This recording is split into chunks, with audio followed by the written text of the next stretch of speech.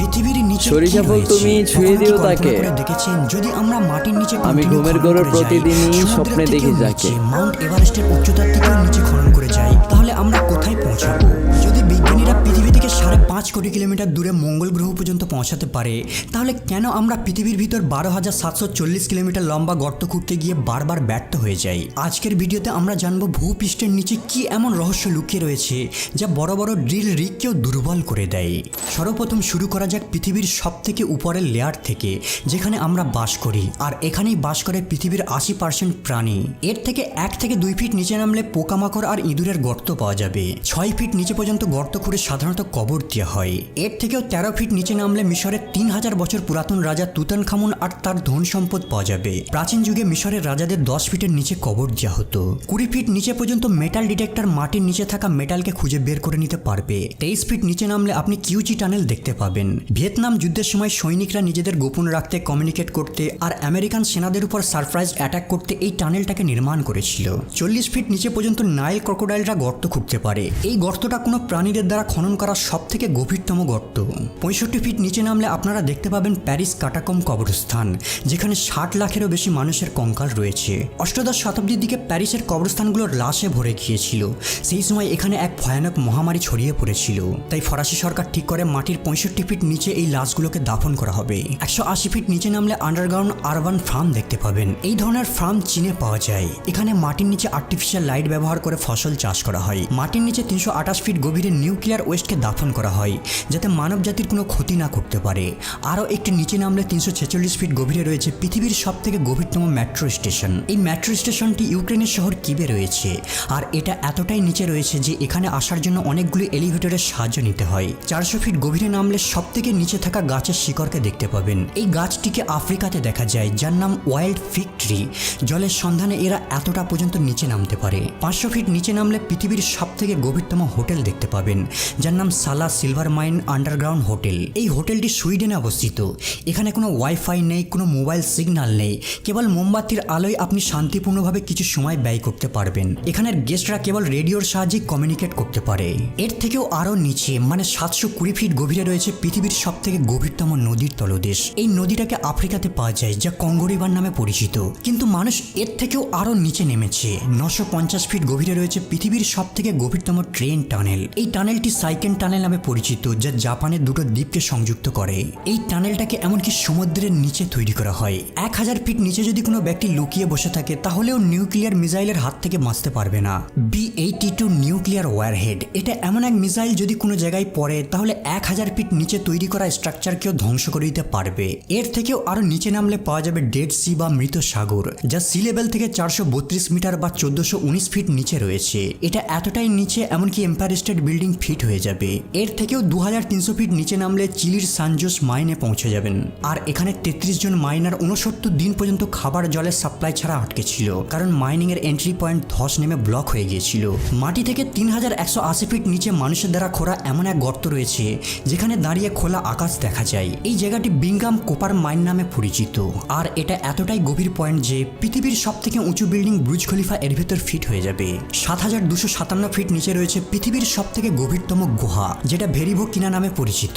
এটা জর্জিয়াতে রয়েছে। কিন্তু অবাক করার বিষয় হলো মানুষ এর থেকেও আরো নিচে নেমেছে। 10,500 ফিট নিচে রয়েছে কোলার গোল্ড মাইন বা KGF। এটা কর্ণাটকে রয়েছে। এই মাইন থেকে একটা সময় সোনা উত্তোলন করা হতো। KGF এর মতো সুপারহিট ফিল্মকে এই মাইনটির দ্বারা ইন্সপায়ার্ড হয়ে বানানো হয়। 12,000 ফিট গভীরে নামলে আপনারা দেখতে পাবেন পৃথিবীর সব থেকে গভীরে বাস করা পোকা, যাকে ডেভিল ওয়ার্ম নামে ডাকা হয়।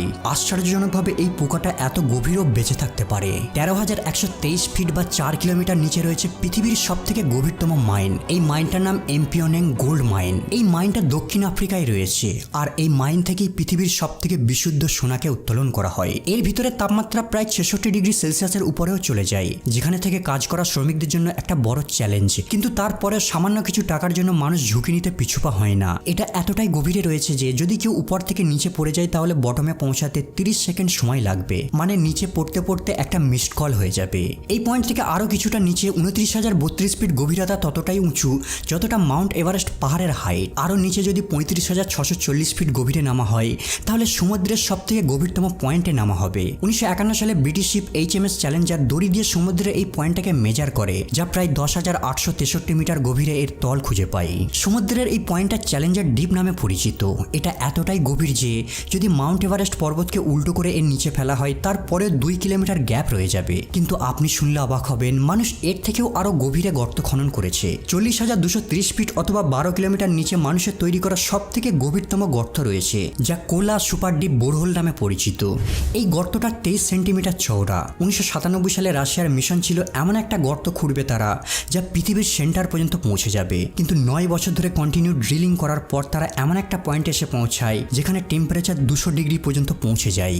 আর এর ফলে ড্রিল ইকুইপমেন্ট এতটাই গরম হয়ে যেত যে এর নিচে আর নামা তাদের কাছে সম্ভব হতো না। মানুষের দ্বারা তৈরি করা এটাই একমাত্র গর্ত যার নিচে আজ পর্যন্ত কেউ খনন করতে পারেনি। পৃথিবী কতটা গভীর এই বিষয়টিকে জানার পূর্বে আগে আমাদের জানতে হবে পৃথিবীর লেয়ার সম্পর্কে। পৃথিবীকে 4টে লেয়ারে ভাগ করা হয়েছে। প্রথম লেয়ারের নাম ক্রাস্ট, দ্বিতীয় লেয়ারটির নাম মেন্টাল, তৃতীয় লেয়ারটির নাম আউটার কোর আর চতুর্থটির নাম ইনার কোর। এতক্ষণ আমাদের খনন পৃথিবীর প্রথম লেয়ারে চলছিল।